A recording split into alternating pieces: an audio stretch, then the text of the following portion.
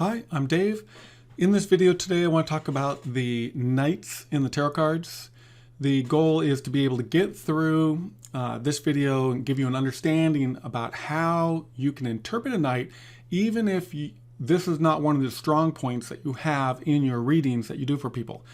Every one of the nights has a basic concept, basic ideas behind it, that if you understand that, you can always fall back on that to be able to draw something out, to be able to explain why the night came up in that position. So first off, go take a look at my website. You'll find the cards page. On the cards page, you can click on any one of the nights and you can follow along, which lets you see the details or lets you see the words or feelings associated with it. But the first thing to look at just in general about all of these nights is that the nights represent somebody who does actions. Every one of the nights in my deck has their face covered, so you can't tell if it's male or if it's female. Knights represent the people that follow orders. Knights represent the people that do things for you. If you relate them to the other court cards, the kings and the queens are the managers. They're the strategists. They're the ones that own the situation. The knights are the ones that work for them. The pages are the ones that dream about how they would own something, and they might talk about it and dream about it and imagine it. But the knights are the ones that do the work. The knights are the ones that cut things up. The knights are the ones that put things together. The knights are the ones that build or destroy. The knights are the ones that follow what it is that needs to be done. They're the hired help. They are the ones that are in the background that do the work associated with a project. So in every case, historically, you would see them and draw a knight and you think the masculine, because the masculine side does the work, but it doesn't work that way because the feminine side also does work. They are actually in balance. In all relationships, we find that they're balanced with regards to the amount of energy, or the relationship falls apart. Whether you're a hunter or you're a gatherer, there is work associated with it. The knights represent doing that work. Okay, so with each one of these knights, the other thing that it represents that they all have in common is that every knight has a horse. Knights use tools. Knights use the power in their environment. Knights are more powerful than just the average card because they harness energy associated with what it is, whatever the tools are, whatever the atmosphere is, for doing that job more efficiently, doing it at a lower cost, or doing it with more gusto.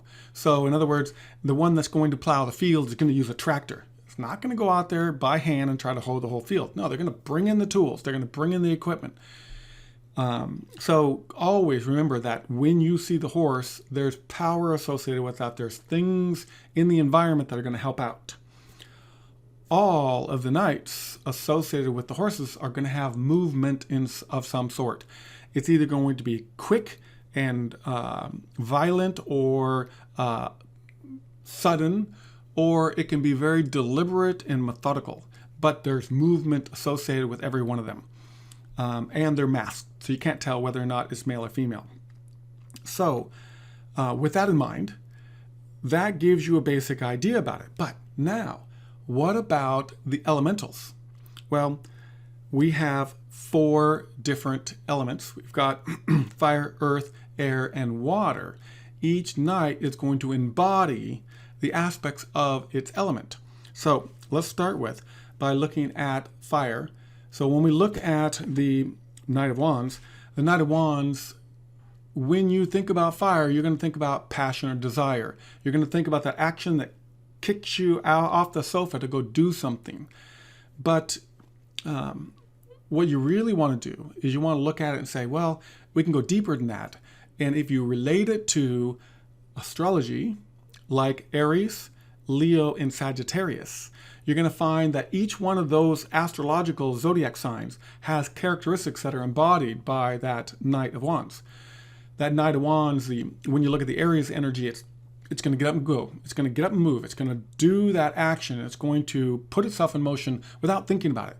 Or it can be Leo, that it's going to jump into the situation, it's going to put on a show. Or you can think about it from Sagittarius' point of view as like, there's a purpose here. We're going to go to do this. We're going to jump into this. We're going to be the passion associated with the situation, but there's intent there. Okay, so that fire is going to pick everything up. It's going to cause that transformation. So you can draw on each one of those astrological signs that go along with it. Looking at the Knight of Pentacles or coins, this particular knight is earthly. Okay, it is, the horse is bigger. The things associated with it are things that it can get its fingers into, that it will actually turn the earth or tend to things on the earth. It'll create, it'll be an earthly, it's going to work on the things that you manifest, things that you can touch, things that you can smell, things that you can see. But think about it from Taurus, Virgo, or Capricorn.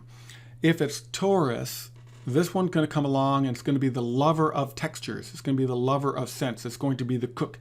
It's going to be the mender. It's going to be the carpenter. When you think about it from Virgo, it would be somebody behind the scenes that does all of the hard work. They know what needs to be done and they just do it behind in the background. They work on things because that's what they do and they help you out. The knight is here to help you out. If you go a little bit farther, it's that Capricorn energy that knows how to be successful. It's going to get in there. It is that really loyal worker. It's the one that's going to take over the business in the long run because they know what needs to be done. They can get in there and do it, but because they're earthly, they're not necessarily the ones that are going to take a risk. They're going to do it. They're going to tend to the beehive. Moving on, we have the Knight of Swords. The Knight of Swords is in the mental realm. It is the analytical side of things. It is the wisp of thoughts and ego type of stuff. Okay, but think about it from Gemini, Libra, and Aquarius. So from a Gemini's point of view, this knight is going to jump right into the conversation. It's going to step in and be witty. It's going to defend you. If it's from the Libra point of view, this knight's going to stand up and it's going to be that honorable knight that is able to balance things between the pros and cons or what's right and wrong. It's there to make an independent decision on how to handle the situation. It is somebody who, with the Libra energy, is going to balance that out. It's going to be able to know when that knight needs to act and when that knight needs to be reserved. If you push it a little bit farther into the Aquarius, that Aquarius sign is going to be that knight that's going to be the strategist. It's going to think ahead. That's going to think outside the box. It's going to plan for the future, and it's going to execute on that path toward the future. And so it can be sharp. The blade can go two ways, but that mental energy is that action associated with those three different astrological signs. King or Knight of Cups. When you're dealing with the Knight of Cups, we're dealing with the water sign, which is the elemental associated with the emotion. So we're looking at Cancer, Scorpio, and Pisces. When you look at Cancer, if the knight is coming along for Cancer energy, it is generally it's going to be somebody that is super sensitive with regards to how they feel. They won't use a lot of words, but they will express themselves, and they will think. No, they're not going to think about it. They're going to act it out in an emotional way. They're going to be aware of the emotions. If you push it into Scorpio, it's going to be that knight that comes along that knows exactly how to manipulate those emotions to either get you in a state or create a state of emotional energy that drives to a particular conclusion. Thus, the romance that's associated with this card, thus the proposal, thus the knight in shining armor.